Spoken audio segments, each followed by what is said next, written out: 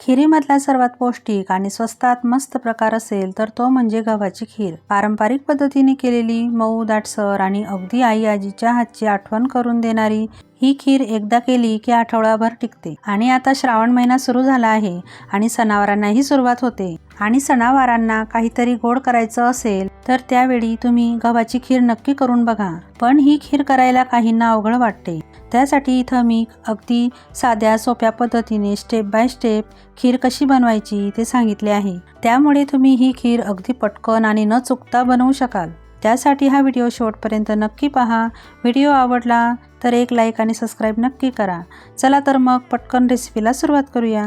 नमस्कार, मनीषा's टेस्टी रेसिपीमध्ये तुमचे सर्वांचे मनापासून खूप खूप स्वागत। आता इथं गव्हाची खीर करण्यासाठी इथे मी गहू घेतलेले आहे। गहू इथं मी अंदाजे घेतलेले आहेत। तर इथं मी रेग्युलर पोळ्यांसाठी गहू वापरतो तेच गहू आहेत। तुमच्याकडे जर खपली गहू असेल तर फारच उत्तम, कारण खपली गव्हाची खीर अजून छान लागते। पण माझ्याकडे खपली गहू नव्हते म्हणून मी साधेच गहू घेतलेले आहे। आता एका बाउलमध्ये मी गहूला टाकून घेतलेले आहे आणि त्यांना आता आपण 1 ते 2 पाण्याने स्वच्छ धुवून घेणार आहोत, म्हणजे त्यातील काळी कचरा वगैरे निघून जातो। पाणी असं भरपूर टाकून घ्यायचं आणि व्यवस्थित त्यांना चोळून धुवून घ्यायचे आहेत, म्हणजे त्यातील जी माती असते लागलेली किंवा धूळ असते ती निघून जाते। तर या पद्धतीने व्यवस्थित धुवून घ्यायचं आणि हे सगळं वरचं पाणी आहे ते काढून घ्यायचं। आता बघा, मी यातील सगळं पाणी काढून घेतलेलं आहे। यामध्ये पाणी अजिबात राहता कामा नये, याला गहू ओलवणे पण म्हणतात। आता हे गहू मिक्सरला थोडे जाडसर मोडून घ्यायचे। गव्हाची आपल्याला पेस्ट किंवा बारीक पावडर करायची नाही, तर फक्त गव्हाचे थोडेसे तुकडे पडतील इतकंच आपल्याला फिरवून घ्यायचं आहे। तर इथं मी मिक्सरच्या भांड्यामध्ये 2 ते 3 मुठा गहू टाकून घेतलेला आहे, जास्तही गहू टाकून घ्यायचं नाही। आणि आता बघा, मी पल्स मोडवर व्यवस्थित गहू हे मोडून घेतलेले आहे। तर बघा, इथं असा कोंडा वर राहून जातो आणि छान असा कोंडा निघून जातो। तर या पद्धतीने कोंडा काढून घ्यायचा। तर आता मी तुम्हाला गहू दाखवते। तर या पद्धतीने असा हा भुसा निघतो आणि गहूचा असा तुकडा पडतो। जास्तही आपल्याला पेस्ट वगैरे करायचे नाही, तर फक्त एका गव्हाचे थोडेफार तुकडे पडले तरी चालेल। तर या पद्धतीने गहू आपण मिक्सरला असं फिरवून घेऊ। तर आता मी एका परातीमध्ये हा गहू काढून घेणार आहे आणि याच पद्धतीने मी राहिलेला गहूही असाच मिक्सरला फिरवून घेणार आहे। तर बघा, असा हा मिक्सरच्या भांड्याला कोंडा असा खाली राहून गेलेला आहे। तर या पद्धतीनेच आता राहिलेला गहू मी मिक्सरला फिरवून घेतलेला आहे।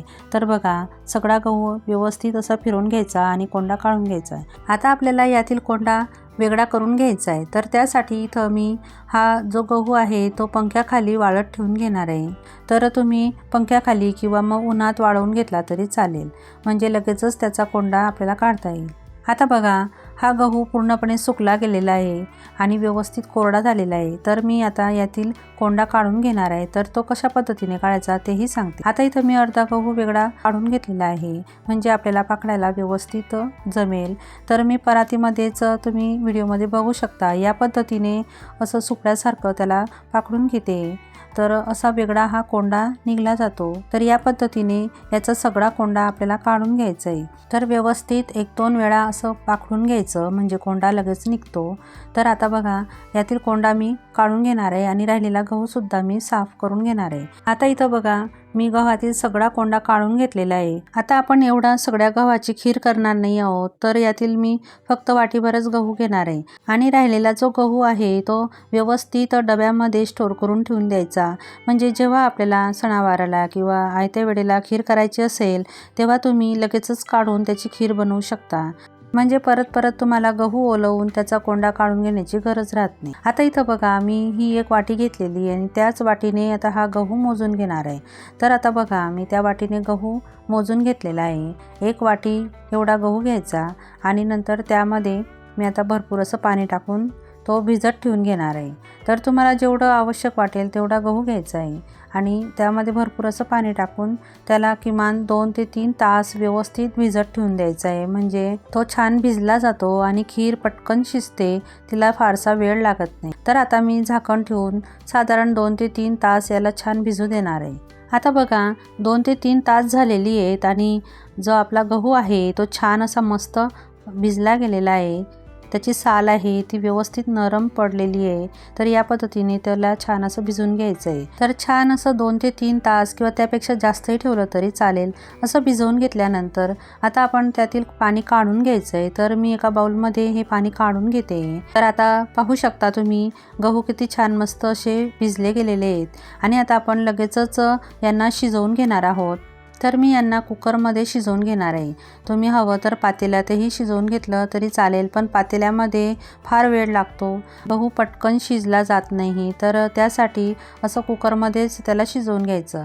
आता ज्या वाटीने आपण गहू मोजून घेतला त्याच वाटीने 5 वाट्या इथं मी पाणी टाकून घेतलेलं आहे. आपल्याला अगोदर पाणी व्यवस्थित गरम करून घ्यायचं आणि मगच गहू टाकायचा. त्यामुळे काय होतं तर पटकन गहू हा शिजला जातो आणि त्याला फारसा वेळही लागत नाही. तर ही एक महत्त्वाची टीप आहे, ती तुम्ही लक्षात ठेवायची. आता बघा पाणी व्यवस्थित गरम झालेलं आहे आणि मी त्यामध्ये गहू टाकून घेतलेला आहे आणि आता आपल्याला कुकरच्या मध्यम ते कमी आचेवरती 4 ते 5 शिट्ट्या करून घ्यायच्या आहे, म्हणजे गहू छान असा शिजला जातो. आता इथं मी कुकरचं छान 4 ते 5 शिट्ट्या करून घेतलेल्या आहे आणि आता मी झाकण काढून घेतलेलं आहे आणि गहू बघू शकता छान असा मस्त शिजला गेलेला आहे, अजिबात कच्चा वगैरे नाही. तर मी तुम्हाला आता दाखवेलच. तर त्याआधी असा गहूला थोडासा मॅश करून घ्यायचा, म्हणजे छान असा व्यवस्थित तो मिक्स होतो. आता बघू शकता मी तुम्हाला बोटावर एखादा दाणा दाखवते, तर दाबून बघायचा. असा व्यवस्थित दाबला गेला की समजायचं आपला व्यवस्थित गहू शिजला गेला. आणि तुम्हाला जर थोडंसा मध्ये कणी अशी कच्ची वाटत असेल तर परत कुकरचं झाकण लावून 1 ते 2 शिट्टी करून घ्यायची आणि व्यवस्थित गहू शिजवून घ्यायचा. आता इथं मी चमच्याने असं थोडासा गहू मॅश करून घेते, म्हणजे जे मिश्रण आहे गव्हाचं ते व्यवस्थित घट्टसर होतं आणि खीर मस्त व्यवस्थित एकसारखी येते, म्हणजे तिचं पाणी एकीकडे किंवा गहू एकीकडे असं होत नाही. तर असं व्यवस्थित घट्टसर आपली ही खीर तयार होते.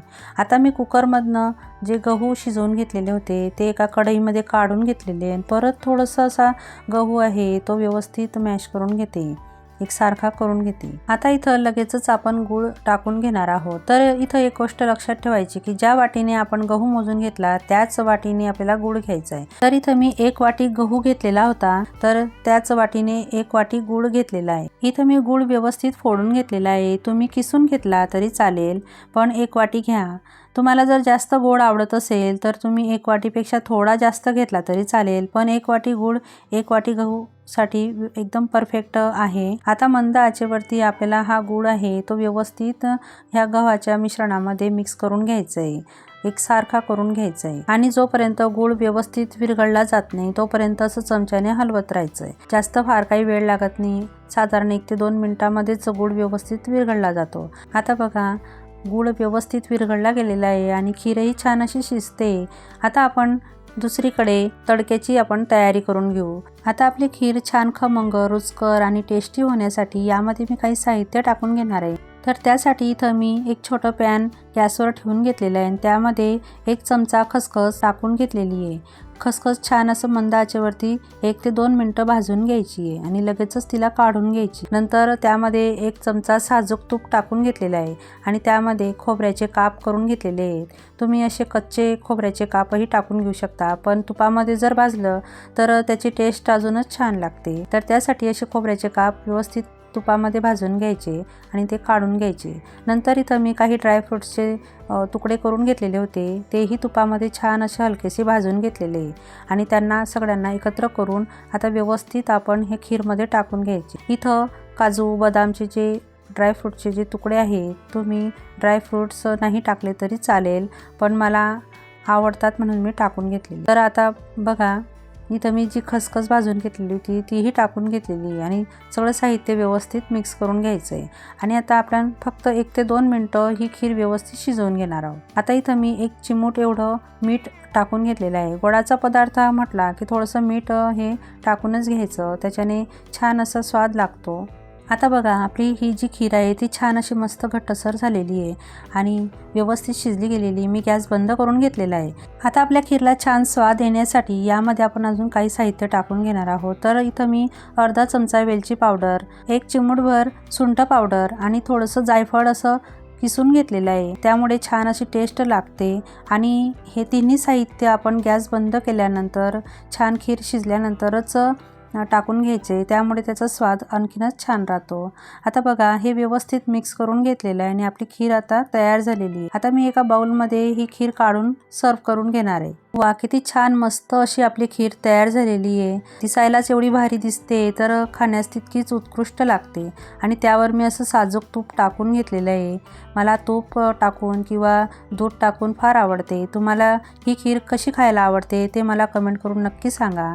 आता मी तुम्हाला थोडीशी खीर चमच्यावर घेऊन जवळून दाखवते. तर बघा, एक सारखी अशी आपली खीर आलेली आहे. गहू एकीकडे आणि पाणी एकीकडे असं अजिबात न होता एक सारखी अशी आपली खीर शिजली गेलेली आहे. तर तुम्ही सुद्धा मी सांगितलेल्या पद्धतीने एक वेळा ही खीर नक्की ट्राय करून बघा. आणि तुम्हाला ही माझी रेसिपी कशी वाटली ते मला कमेंट करून नक्की सांगा.